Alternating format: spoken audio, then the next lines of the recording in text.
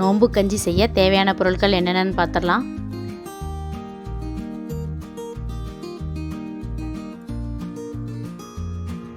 பட்டை 2, கிராம்பு 2, ஏலக்காய் 1, பிரியாணி இலை 2 எடுத்திருக்கேன். ஜீரகம், வெந்தயம் கால் டீஸ்பூன் எடுத்திருக்கேன்.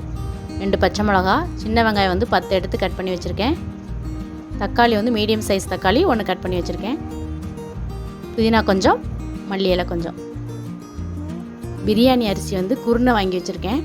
பிரியாணி அரிசியிலே பாஸ்மதி ரைஸ்லேயே குருணை இருக்கும், அது 1 டம்ளரும், பாசிப்பருப்பு 1/2 டம்ளர் எடுத்திருக்கேன். தேங்காய் வந்து கொஞ்சம் போல் கட் பண்ணி வச்சுருக்கேன். சோயா வந்து 2 டீஸ்பூன், இஞ்சி பூண்டு விழுது ஒரு 3 டீஸ்பூன்.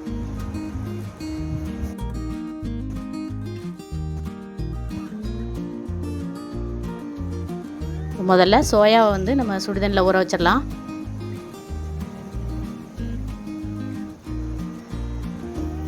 ஒரு 1/4 மணி நேரம் ஊறட்டும்.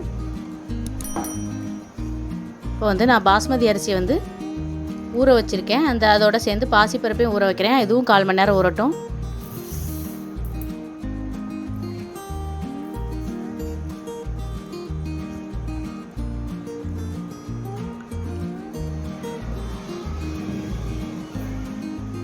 தேங்காய் அரைச்சி பால் எடுத்துகிட்டு வந்துடலாம்.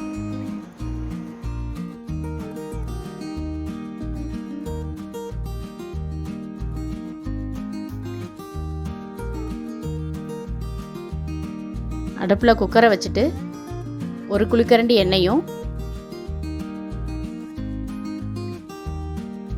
2 டீஸ்பூன் நெய்யும் ஊற்றிக்கிறேன்.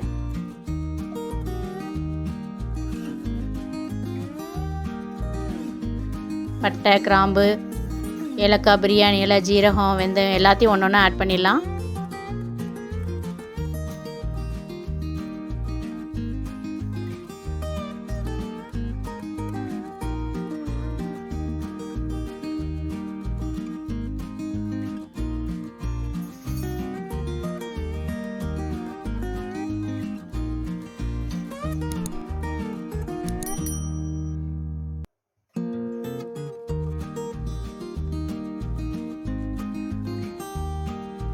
அதுக்கப்புறம் சின்ன வெங்காயம், தக்காளி எல்லாம் ஒன்றா போட்டு ஆட் பண்ணிடுறேன்.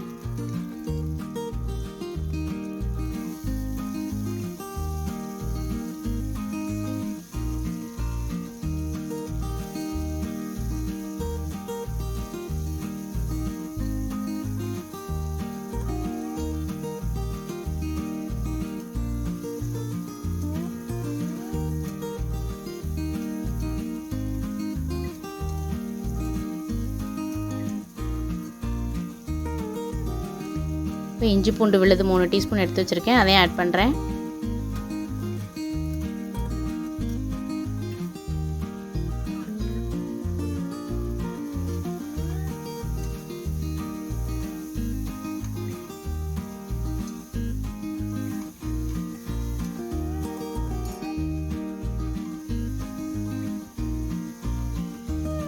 புதினா, மல்லி எல்லாத்தையும் நம்ம ஆட் பண்ணிகிட்டே இருக்கலாம் ஒன்று ஒன்றா.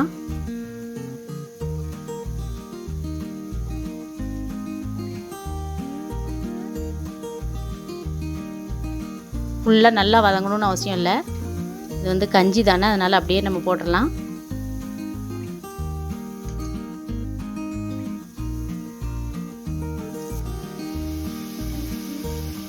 இப்போ நான் சுடுதண்ணில் ஊற வச்ச சோயாவை வந்து நல்லா புளிஞ்சு எடுத்துட்டு மிக்ஸி ஜாரில் போட்டு பொடிச்சு எடுக்க போகிறேன்.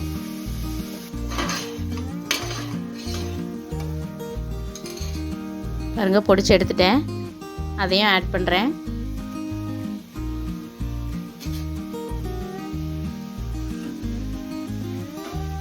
பச்சை மிளகாய் வந்து நான் 2ஆக கீறி போட்டிருக்கேன். அது வந்து நம்ம வெங்காயம் ஆட் பண்ணும்போதே அது கூட போட்டுடலாம். பிரியாணி கஞ்சிக்கு அதுதான் காரம்.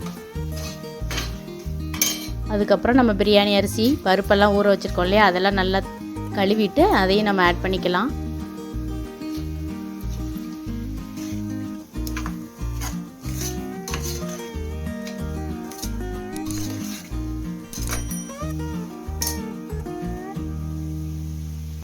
தண்ணி வந்து 1க்கு 3 பங்கு, அதாவது 1 டம்ளர் அரிசியும் 1/2 டம்ளர் பருப்பும் எடுத்திருக்கேன். இப்போ 1.5 டம்ளர்னால் 4.5 டம்ளர் தண்ணி ஊற்றிருக்கேன். ஊற்றிட்டு நல்லா குக்கரை மூடிட்டு 5 விசில் விடணும்.